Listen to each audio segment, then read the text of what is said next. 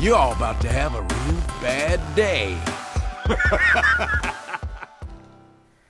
Hello everyone, my name is Ozerzo, so welcome to a brand new Team Fortress 2 gameplay commentary, and another episode of... Is it overpowered?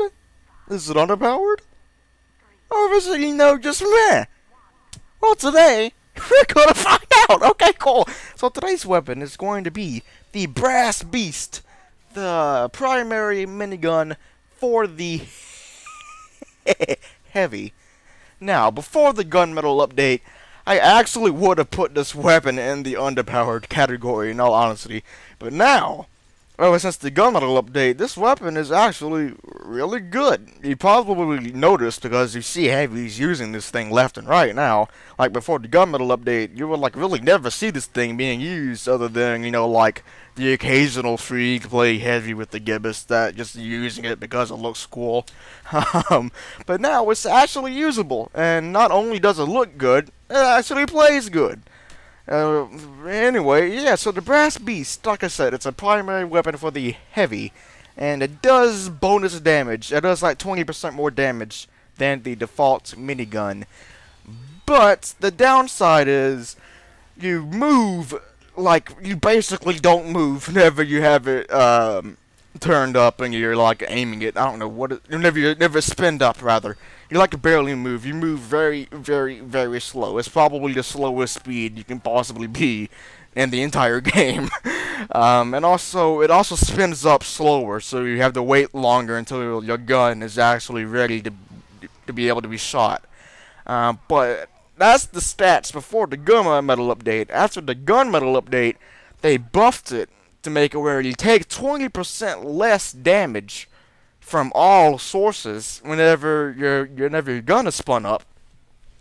So now you can just be a tank, literally. It used to be the gimmick with heavy, but now you just take no damage.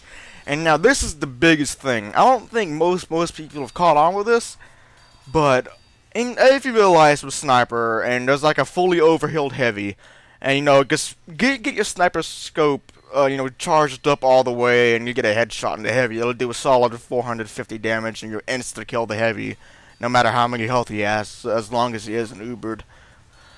But now with the Brass Beast and the Natasha, but I'm not talking about that. That also has the 20% less damage thing.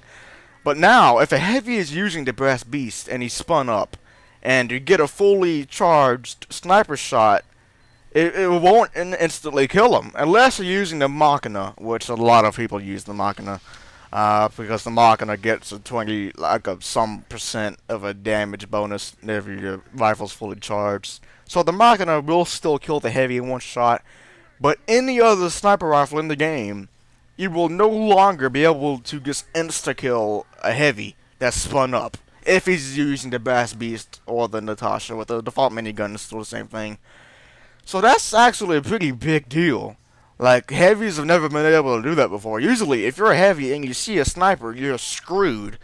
But now, if you're using the Brass Beast or the Natasha, then you're safe. You'll be able to get away, or you'll be able to actually kill them from long range, because it'll take them so long to kill you. Because they had to charge up all the way, then they gotta shoot you again. So hey, and with the damage bonus of the Brass Beast, you might actually be able to do it. Now that we've gone over all of the stats and my thoughts about it and whatever, is it overpowered?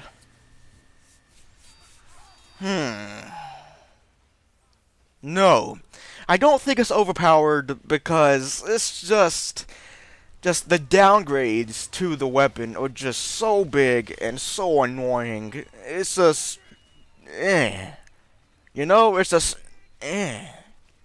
But, you aren't supposed to use it like you would, the stock minigun. With the stock minigun, you can still, move around fairly easily, because you can, you move normally. But with the Brass Beast, since you can never really move, the point of the weapon really is to just sit there and be a sentry gun. I actually made a joke about that in a video a few months ago, but that's actually what you're supposed to do. You aren't supposed to be, you know, like the medic pocket that like gets all the Ubers, and it's like right there at the payload gates. You're supposed to like be with your engineer and just be his second sentry gun. And you can sit there, protect them, spy check, and just kill everything like a normal sentry gun would do. And by doing that, that's on the line of being overpowered, in my personal opinion. Because, like I said, with the 20% less damage and all of the damage bonuses that you get already from having the Brass Beast, you just mow down people. But if you use the Brass Beast like you would the default minigun, then it's not overpowered at all, because you know, the movement penalty is just so bad. But if you use the strategy that I just said, where you hang out with whenever you hang out with your engineers and just protect your engineer nest, and you know, spy check and pick off enemies that are trying to take out a sentry gun, and then, you know, that's how you're supposed to use the Brass Beast. That is, you know, like the legit thing to do. Not very many people do it, but that's how you're supposed to use it. I don't know why I'm stuttering so much. I apologize. So I highly recommend, you know, going about that type of strategy while you're playing. Like, get an engineer buddy, and you know, and just be their personal heavy. Like, instead of being like a pyro, like, be a heavy with the Brass Beast. The engineer will love you, and like, use the sandwich so you can heal the engineer, and the engineer won't die.